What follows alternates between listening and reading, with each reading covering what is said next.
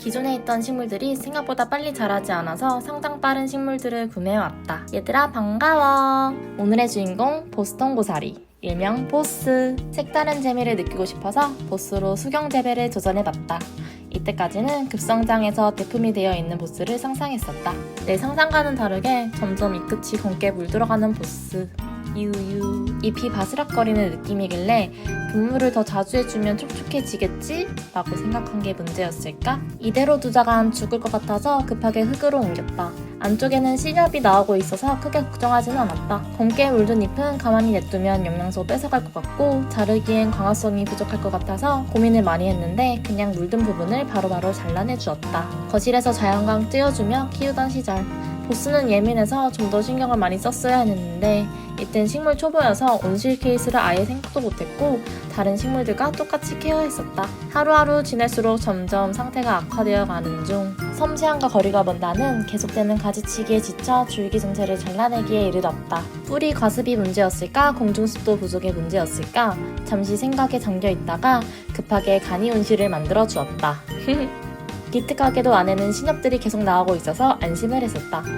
풍성보스에서 탈모보스가 되어가고 있었지만 조금만 기다리면 신엽들이 폭풍성장해서 무럭무럭 커질 거라는 상상을 하며 버텼다. 시간이 지나면서 가지치기 행위에 무감각해졌고 마구 쳐내기 시작했다. 잎은 이미 시들었으니 신엽에 집중하자라고 생각했던 시기. 지금 생각해보면 신엽이 어느 정도 자랄 때까지 가지치기를 하지 말았어야 했나? 너무 성급하게 결정하고 행동에 옮겨서 보스가 스트레스를 많이 받았으려나? 진작에 제대로 된 환경을 맞춰주었으면 살았을까? 하는 생각도 든다. 이랬는데 요리 됐습니다.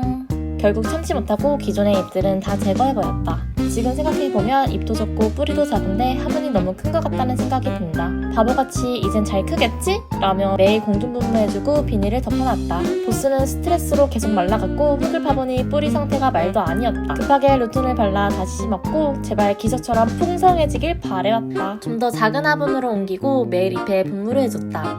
지금 보니 정말 부지런히 물고문을 했구나. 보스가 죽은 이유 알게 되었는데 이 행동이 숨막혀 죽게 만든 원인 중 하나였다. 점점 초록빛을 잃어가기 시작한 신엽들. 세 가닥 남은 탈모보스. 보스 익사하고 있는데 영문도 모르고 더 물고문시키는 식집사. 유유. 점점 시들어가는 보스턴 고사리를 보며 우울해져가는 중. 이때부터는 살아날 거라는 가능성이 거의 0에 수렴해서 마음의 준비를 했었다. 루톤을 발라도 변화가 없는 뿌리. 진짜 마지막으로 루톤 한 번 더 바르고 줄기 부분까지 흙으로 덮어서 중환자실에 격리시켰다. 2주가 지났고 아무런 변화가 없었다. 진짜 끝난 거다. 보스턴 고사리를 풍성하게 대품으로 키워 우리 집 거실 메인 식물로 두겠다는 나의 꿈은 초보 식집사의 무지와 근자감에 참혹하게 무너졌다. 보스를 떠나보내고 마음 한켠이 아팠지만 그 덕분에 다른 식물들을 더 잘 이해하게 됐다. 당분간은 새 식물을 사지 않겠지만 구독자 100명을 달성하면 기념으로 무늬 보스턴 고사리를 데려올 생각이다. 식물을 키우다 보니 무늬가 더 예뻐 보이기 시작했다. 마지막으로 초보 식집사를 만나 고생한 보스야, 미안했고 다음에 더 잘 키워줄게. 그럼 잘 가.